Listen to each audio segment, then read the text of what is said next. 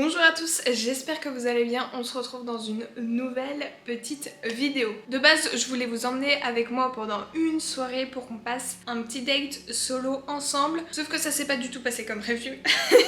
J'ai pu commencer mon date solo correctement, sauf que le planning a complètement changé, ce qui s'est fait que j'ai pas pu bien faire tout ce que je voulais. Donc je me suis dit pourquoi pas, surtout en cette Saint-Valentin qui va approcher, que vous le fêtiez ou non, mais ça fait du bien de se faire de temps en temps des soirs où on est seul, où on prend du temps pour soi, on se fait plaisir, etc. Donc je vais vous donner 5 catégories d'activités à faire pour un date en solo. C'est vraiment des choses ultra accessibles à faire à la maison, pas besoin de sortir. Si vous êtes un peu une personne anxieuse comme moi, c'est vraiment un truc où vous êtes dans votre cocon et vous vous sentez super bien. Donc 5 catégories et dedans je vous donnerai des petites choses et c'est vraiment des activités que moi-même je fais, qui me font du bien, qui sont ressourçantes et que j'adore faire. Vraiment, c'est ça le plus important, c'est vraiment des activités qui pour moi sont le top du top pour se faire un petit date en solo. On va pouvoir commencer avec la première catégorie et ça va être l'alimentation. Parce que c'est le point un petit peu cardinal de votre date en solo. Si vous faites ça par exemple en soirée, le repas sera ultra important. Donc ce que je vous conseille, c'est si vraiment vous avez le temps et l'envie, c'est de vous cuisiner un repas qui vous fait plaisir, une nouvelle recette, de prendre le temps avec un fond musical, de cuisiner des aliments que vous aimez, de vous faire plaisir, de tester de nouvelles choses, de nouvelles saveurs. Moi je sais que j'avais très envie de retester des sushis parce que j'en avais pas mangé depuis longtemps, donc j'ai regoûté les sushis et j'étais très contente. Et j'en ai profité aussi cette soirée-là pour faire des crêpes. Ça m'a fait plaisir d'être au fourneau, de pouvoir cuisiner avec des aliments, de faire mes petites crêpes et tout, ça j'étais trop contente. Et ça fait du bien de s'évader un petit peu de façon extérieure en étant complètement focus dans une seule tâche. Ça fait du bien de se relaxer, relâcher, on va dire, de la pression quotidienne en cuisinant. Je trouve ça pas mal quand t'as surtout le temps et la motivation aussi. Sinon, vous pouvez vous commander quelque chose ou vous pouvez vous acheter quelque chose de déjà fait. Vous faites vraiment ce qui vous donne le plus envie, ce qui va vous apporter le plus de réconfort pendant cette soirée. Le but c'est vraiment de se faire plaisir pendant cette soirée, de ne pas se restreindre, de ne pas avoir de pensées négatives, de vraiment être là pour soi, pour ses envies, ce que son corps dit, etc. Deuxième catégorie, on va passer aux activités manuelles. Ça c'est un truc qu'on néglige un petit peu trop je trouve dans notre époque si je peux dire. C'est vraiment des activités qui vont nous faire du bien, qui vont laisser parler notre créativité, qui vont nous permettre de nous évader, de créer quelque chose avec ses propres mains et pas juste son intellect derrière un ordinateur. Moi honnêtement, si vous regardez un petit peu mes vidéos, j'adore faire de la peinture. Là d'ailleurs, j'ai une toile qui m'attend, la base est prête, elle attend juste d'être peinte. Hop, je vous montre, je sais pas si vous allez bien voir, mais toute la base est faite.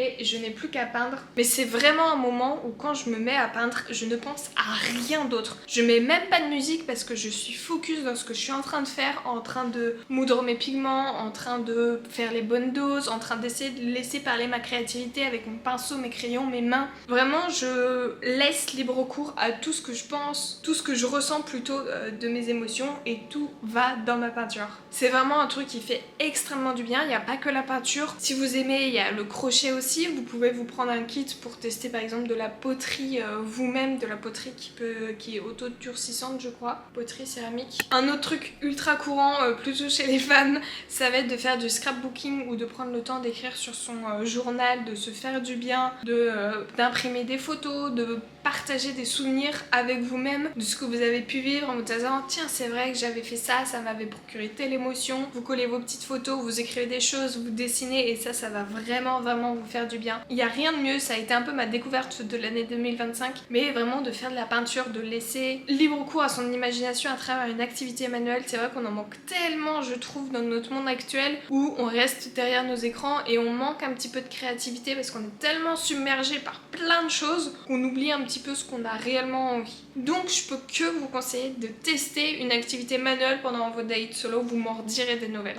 La troisième quand je dis comme ça. La troisième catégorie, ça va être de prendre soin de son corps. C'est une catégorie qui est absolument incontournable, peu importe quand vous allez faire votre date solo, mais pas que, ça va être prendre soin de son corps, de sa peau, de ses cheveux, de se faire un bain si vous pouvez, de se faire des masques, vraiment faire toute votre skincare, haircare, bodycare au full complet. Comme ça vous ressortez de votre pièce, vous êtes en mode j'ai fait du bien à mon corps, j'ai fait du bien à ma tête, ma peau sera resplendissante demain. Donc vraiment ça je peux que vous le conseiller, ça fait tellement du bien de prendre soin de soi, de vous accorder 10 minutes si par exemple vous avez pas trop le temps, mais là le but pour votre date solo ça va vraiment être de prendre autant de temps que vous avez besoin. Si vous voulez faire vos ongles aussi, faites vos ongles, profitez-en. Par exemple si vous avez envie de tester une nouvelle technique de maquillage mais que vous le faites pas parce que le matin vous êtes pressé, vous devez aller au taf et vous pouvez pas ressembler à un clown, c'est le moment. Vous dites ok, là il y a que moi et mon miroir, rien d'autre, et bam, vous testez vos meilleurs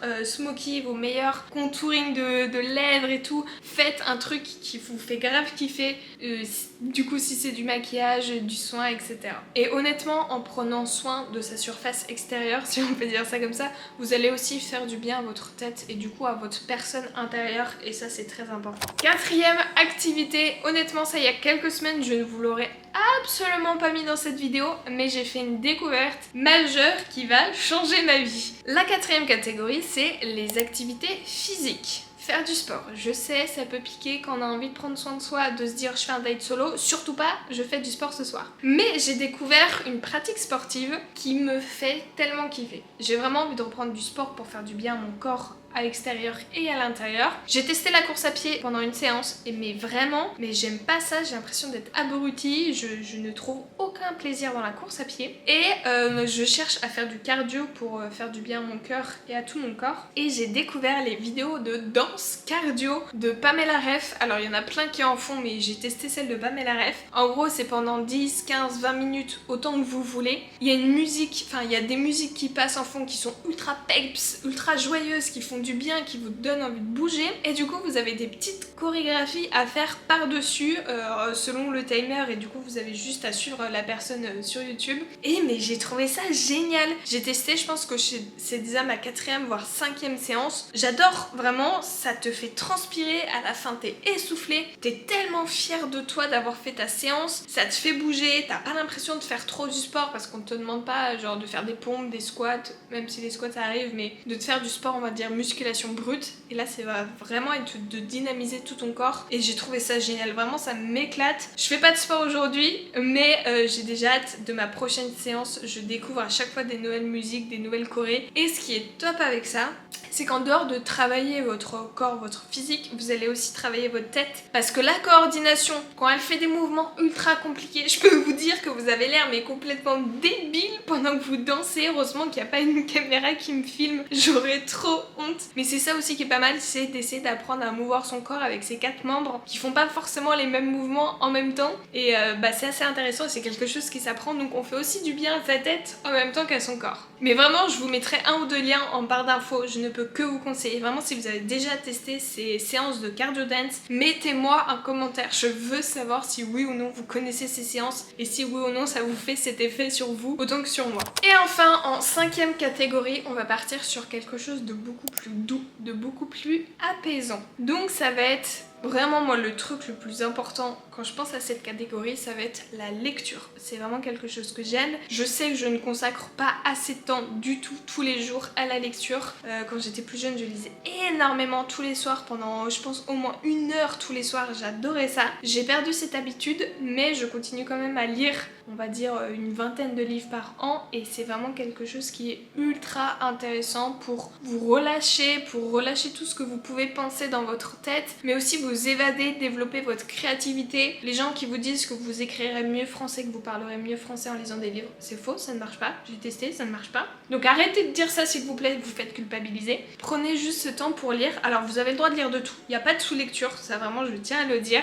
Vous avez le droit de lire autant des mangas, des BD que des livres de science-fiction qui sont complètement inventés. Ou alors, ça c'est un petit peu plus dur pour se détendre je trouve, mais tout ce qui va être développement personnel, tous les livres où vous allez apprendre des choses qui vous intéresse, n'importe quel livre, mais prenez le temps. Mettez-vous dans un mood, allumez vos petites lumières le soir, mettez-vous un mood de musique ultra relaxant si vous arrivez à lire avec de la musique. Et aussi, prenez votre meilleure tisane en même temps. Je peux que vous le conseiller, vraiment vous allez être trop bien. Dans votre plaid, vous allez être au chaud avec vos tisanes sommeil, comme ça vous allez pouvoir mieux dormir la nuit. Vous lisez les pages au fur et à mesure et à l'histoire qui défile et vous allez être juste trop bien. Ça va permettre de vous ralentir complètement avant de vous endormir le soir. C'est vraiment l'une des meilleures choses à faire avant de dormir, même si je sais que c'est dur, le téléphone est toujours omniprésent, mais c'est vraiment une activité qui va vraiment tout détendre. Vous allez juste lire, boire votre tisane et vous allez être vraiment bien. Vous pouvez aussi allumer vos fausses petites bougies en même temps, ça fera très cute. Et d'ailleurs, si vous avez des livres à me recommander, je veux bien que vous les mettiez en commentaire parce que j'avoue que je suis un peu en panne de lecture dans le sens où je vais en bibliothèque et que je prends très souvent en fonction de la couverture, même si je lis les résumés. Et là,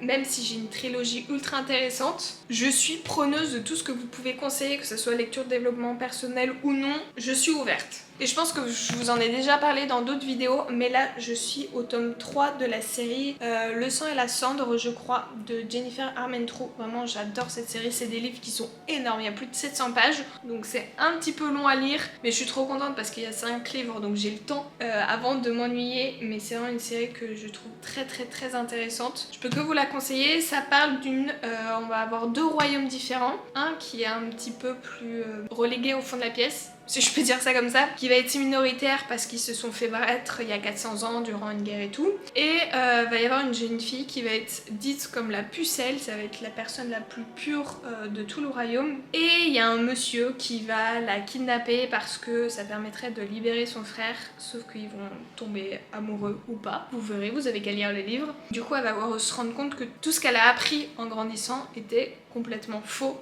selon ces autres personnes et on va voir comment ça se débrouille. Là je suis arrivée dans un moment où c'est un peu le fouillis, on sait pas trop ce qui se passe, il y a des grandes choses qui se passent mais j'ai hâte d'avancer pour que ça soit un petit peu plus clair, mais je peux que vous recommander de lire. Sinon en autre activité un petit peu plus slow que vous pouvez faire, ça va être le journaling. Ça se rapproche un petit peu de l'activité manuelle avec le scrapbooking, mais là vous allez vraiment prendre le temps de dépencher toutes vos idées sur le papier pour vraiment vous libérer l'esprit. Moi ça marche extrêmement bien avec moi. Dès que je pense trop à des choses, bam, j'écris et ça vide l'esprit. Comme ça vous avez pas peur d'oublier, c'est écrit au moins. Donc journaling et aussi la visualisation, vous vous mettez avec un mode musical encore une fois et vous essayez de visualiser la meilleure version de vous-même ou votre journée parfaite ou qu'est-ce que vous aimeriez bien pour atteindre tel objectif. Et du coup ça va vous permettre de vous motiver et d'être pleine d'énergie pour tout ce que vous avez envie de faire dans votre vie et vraiment d'essayer de concrétiser des petits objectifs que vous avez oubliés ou vous mettez pas forcément le temps dessus. La visualisation c'est vraiment pas mal. Et voilà, c'est la fin de cette vidéo. J'espère que vous aurez trouvé des petites idées pour vous faire votre meilleur date le jour de la Saint-Valentin si vous êtes célibataire ou même si vous êtes en couple et que vous n'avez pas envie de voir votre mec. J'espère que vous aurez trouvé des petites idées. Si jamais vous en avez d'autres à rajouter, n'hésitez pas à le mettre en commentaire pour partager, pour que tout le monde puisse trouver d'autres idées. Ça c'est vraiment des choses que je vais faire, que je fais un petit peu au quotidien, qui me font du bien, pas forcément quand j'ai envie de faire un date, mais juste pour me faire du bien à moi. Et c'est des activités faisables à la maison et ça, on adore. J'espère que toutes ces idées vous auront plu. Nous on se retrouve la semaine prochaine dans une nouvelle vidéo. N'hésitez pas à me rejoindre sur les réseaux Instagram et TikTok, je poste toutes les semaines. Et sur ce, à la semaine prochaine. Bisous!